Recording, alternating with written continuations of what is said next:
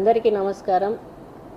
Pollution కాకుండా ఉండాలి, environment బాగా ఉండాలి. ఎన్విరాన్మెంట్ బాగున్నప్పుడే మనం కూడా ఆరోగ్యంగా ఉంటాము. కాబట్టి ఒక ఎన్విరాన్మెంట్ మినిస్టర్గా నేను ఒకటే మీకు సందేశం ఇవ్వాలనుకుంటా ఉన్నాను. ఇటువంటి ప్లాస్టిక్ బాటిల్స్ దయచేసి యూజ్ చేయకండి. దీనివల్ల పర్యావరణంలో పరిరక్షణకు ప్రాబ్లం అవుతుంది.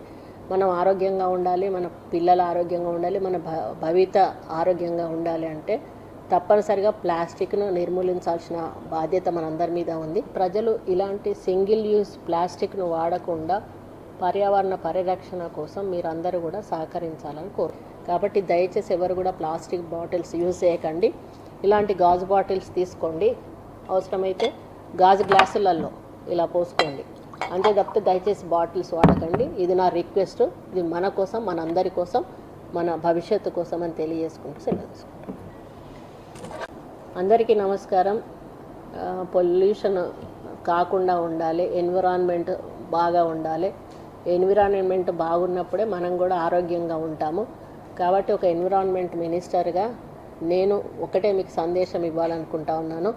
ఇటువంటి ప్లాస్టిక్ బాటిల్స్ దయచేసి యూజ్ చేయకండి. దీనివల్ల పర్యావరణంలో పరిరక్షణకు ప్రాబ్లం అవుతుంది. మనం ఆరోగ్యంగా ఉండాలి, మన పిల్లలు ఆరోగ్యంగా ఉండాలి, మన భవిత ఆరోగ్యంగా ఉండాలి అంటే తప్పనిసరిగా ప్లాస్టిక్ను నిర్మూలించాల్సిన బాధ్యత మనందరి మీద ఉంది. ప్రజలు ఇలాంటి సింగిల్ యూజ్ ప్లాస్టిక్ను వాడకుండా పర్యావరణ పరిరక్షణ కోసం మీరందరూ కూడా సహకరించాలని కోరు. కాబట్టి దయచేసి ఎవరు కూడా ప్లాస్టిక్ బాటిల్స్ యూజ్ చేయకండి.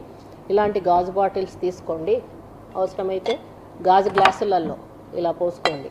అంతే తప్పితే దయచేసి బాటిల్స్ వాడకండి. ఇది నా రిక్వెస్ట్. ఇది మన కోసం, మనందరి కోసం, మన భవిష్యత్తు కోసం అని తెలియజేసుకుంటూ సెలవు తీసుకుంటాం.